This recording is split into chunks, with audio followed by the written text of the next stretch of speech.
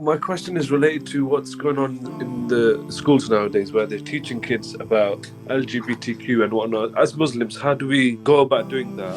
Whatever you want to be, you are that thing, and everyone else has to believe it. These sort of concepts are actually alien to our understanding of the human being and what the human being is here for. We have to make a differentiation between legality and morality. The school can not teach morality. That's not the job of the school. Islam, for a lot of people, actually, even the non-Muslims I'm talking about, has become very prominent in the fight against this type of indoctrination. And even the haters have said, if I can say anything, the Muslims probably got that right. If you look at, for example, Christianity and other religions, they've got rainbow flags outside churches and things. My question is related to what's going on in the schools nowadays, where they're teaching kids about LGBTQ and whatnot. As Muslims, how do we go about doing that? I know, Brother Imran, you've dealt with this question before, but can you please quickly touch on it again, please?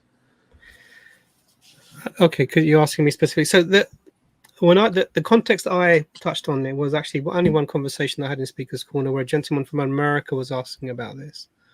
But in the school, it's different. And I think that I said in that video, which is over a year ago now, that this is going to implode. This phenomena will implode on itself, and it's happening now. If you look around I assume you're from the UK from the way you're speaking, brother. Yeah. So a lot of people are standing up and they're protesting, and there are groups set up specifically to help the schools navigate this.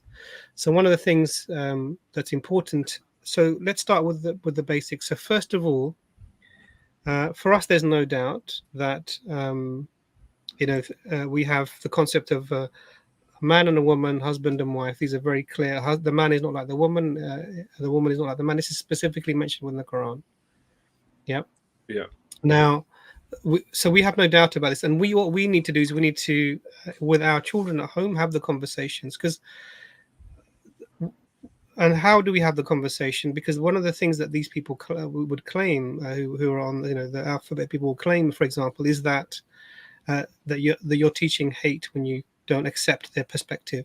But actually, that's not our view. Our view is that all human beings are treated with respect. We wouldn't harm anyone for anything specifically in any way. That's any punishments or whatever applied by the state for whatever crimes they deem are committed. And we're not talking about the legality of things. So there are things that are legal in this country that we disagree with on a religious basis. So alcohol, for example, we don't drink. We're Muslims.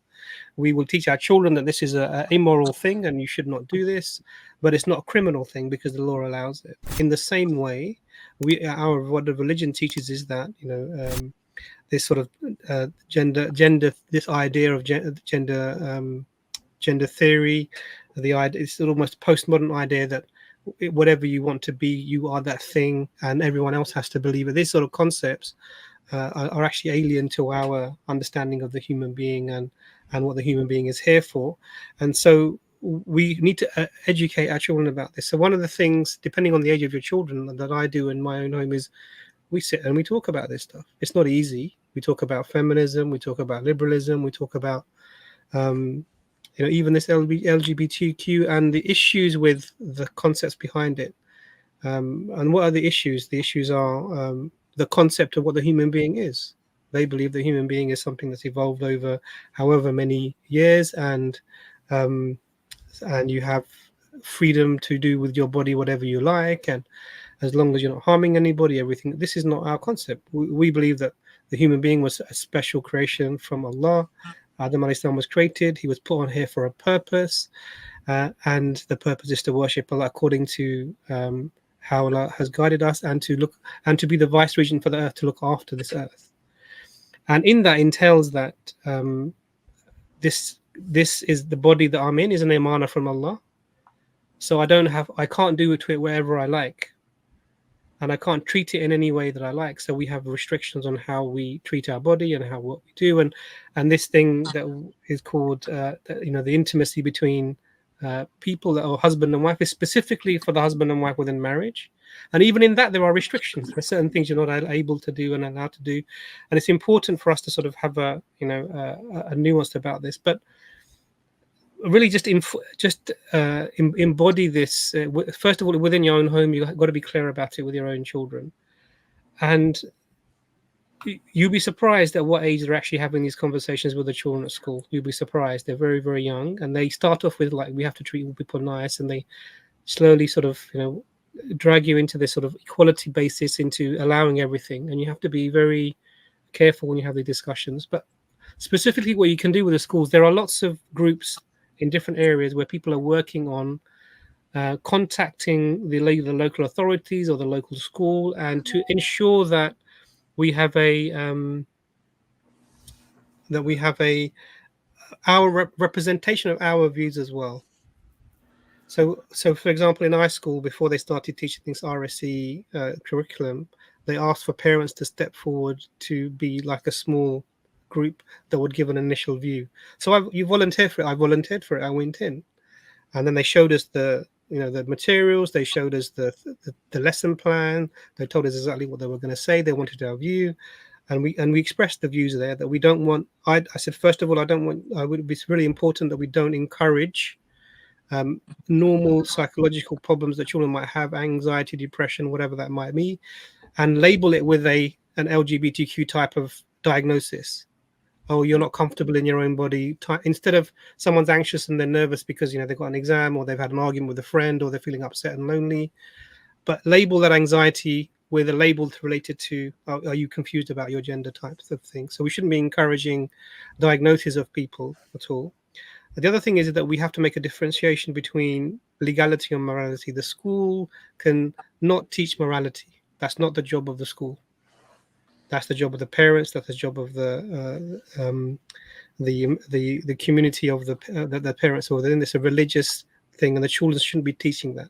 They can teach legality. They can say, yes, this is allowed and that is allowed in this country. And you can, and this is where we have to have that conversation first with our children, so they're aware of this legality, but know that actually for us, this is not morally acceptable.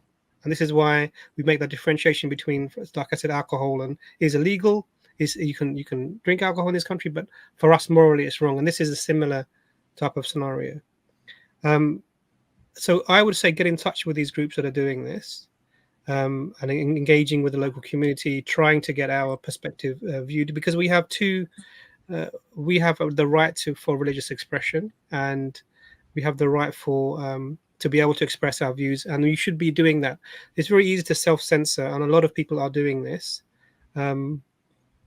Until it will be something that it's your child being told or convinced that the reason they're feeling the way they're feeling is because there's a gender issue, then it almost will be too late. So may Allah protect all of the Muslims from this.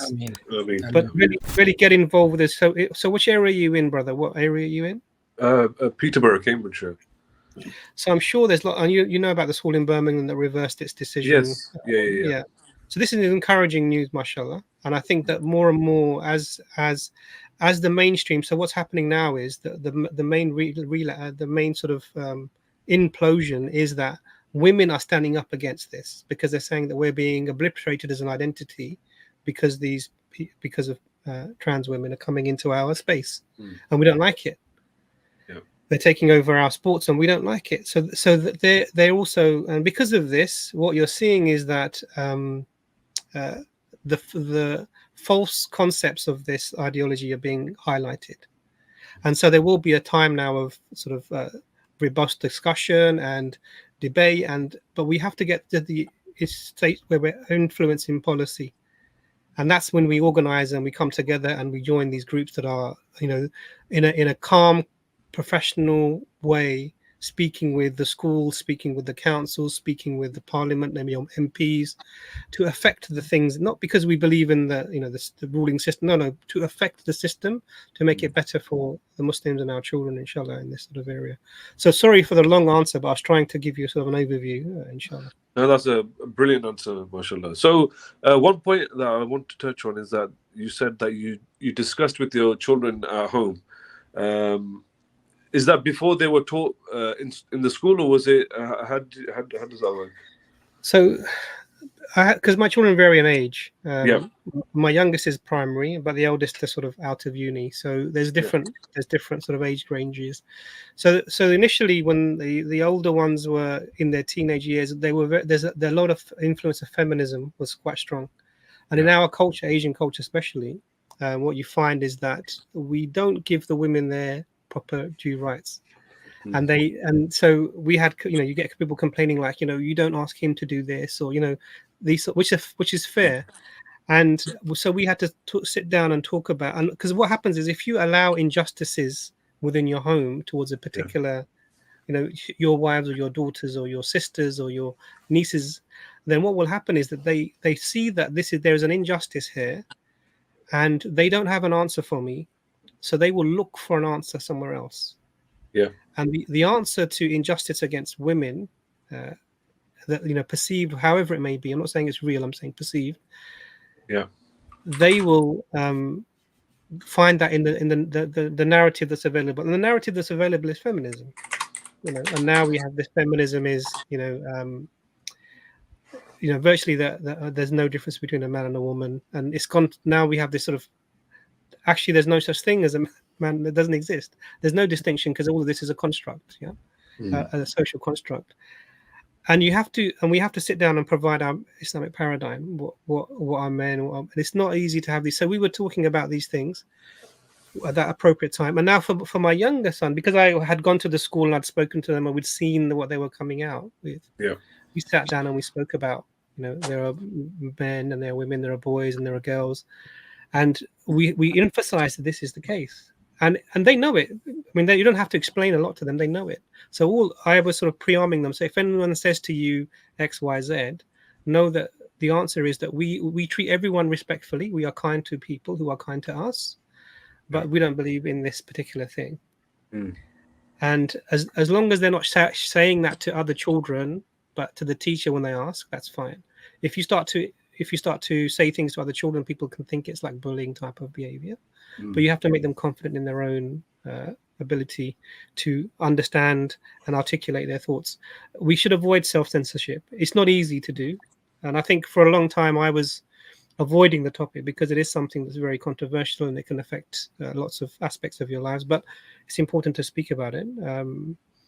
So those conversations are nuanced, careful, and it might be that you just sit down with your son and you talk to him about how you should be looking after yourself and looking after your family members and the women in your life that will either now or in the future, or you'll sit down with your wife and your daughter and talk to them about the Islamic paradigm of womanhood and what's required and these sorts of things. Do you understand? Yeah. They're not easy, straightforward, and I may not be the best person because I've probably made mistakes in how I've done it because it was new. Do you understand? And there are probably people now who are much more nuanced at doing this and talking about these topics. And actually, I know that so the area they're in Redbridge, there's a brother who specifically has classes where you can engage and he will help you to be able to communicate with the kids about these things. So things are much more advanced now. And inshallah, what happened in Birmingham, if that can be replicated, then this is a good thing, inshallah. Inshallah.